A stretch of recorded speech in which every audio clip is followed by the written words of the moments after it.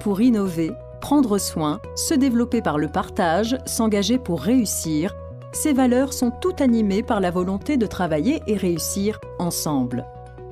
Pour cela, la communication est essentielle. Partager le même langage, le même vocabulaire. Est-ce toujours le cas? Pas si sûr. Voici Marc, manager de filiale. Aujourd'hui, il est en réunion avec Michel, la directrice des ventes, Joe, l'approvisionneur local, et Bob de la R&D. L'ambiance est au beau fixe. Marc félicite Michel pour les excellents résultats du produit Ça Soigne. Mais Michel interroge Joe car elle veut s'assurer que les livraisons vont suivre. Joe appelle alors Julia de la supply chain et lui demande si le produit logistique 342 est disponible. Julia recherche à quel code article le produit logistique 342 fait référence pour l'usine Sa Fabrique et appelle ensuite Steve de l'usine Sa Fabrique pour savoir si le produit est disponible.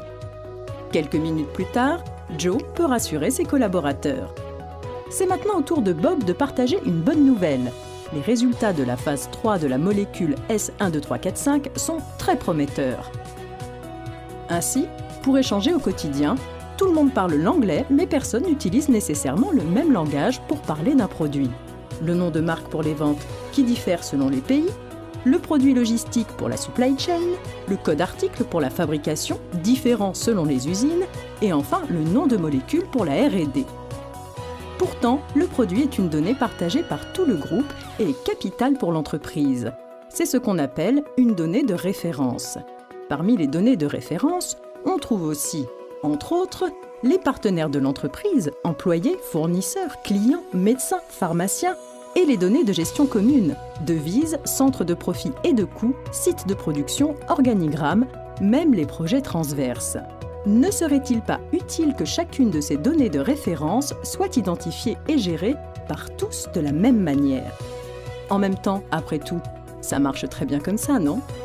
Une petite pensée pour Florence, contrôleuse de gestion, qui doit consolider toutes ces données pour calculer la rentabilité d'un produit en tenant compte des coûts de R&D, fabrication, livraison, promotion, etc. Il est vrai, et fort heureusement, que la plupart du temps, tout fonctionne très bien. D'ailleurs, Michel n'a pas besoin de demander à Joe qui demande à Julia qui demande à Steve. Cela se fait automatiquement par leurs logiciels respectifs qui utilisent des interfaces de transcodification. Mais pour faire marcher tout cela, il faut des équipes dédiées, des contrôles multiples, de nombreuses mises à jour, sans oublier une multitude de tableaux Excel. Plus on multiplie les différences, plus on multiplie le risque. Et un jour, une petite erreur s'invite dans cette mécanique si bien huilée et ça bloque. C'est ainsi qu'une simple erreur de nomenclature peut conduire à arrêter la production. Ou pire, l'erreur est inaperçue, se propage, se multiplie tel un virus et l'on risque encore plus gros, comme un rappel de l'eau. Parce que la qualité est une dimension essentielle dans le domaine pharmaceutique, parce qu'elle est au cœur de l'engagement de notre entreprise, parce que nous avons vocation à travailler ensemble pour mener des projets transverses et ambitieux, cette démarche au service de la performance collective s'appelle le MDM, Master Data Management.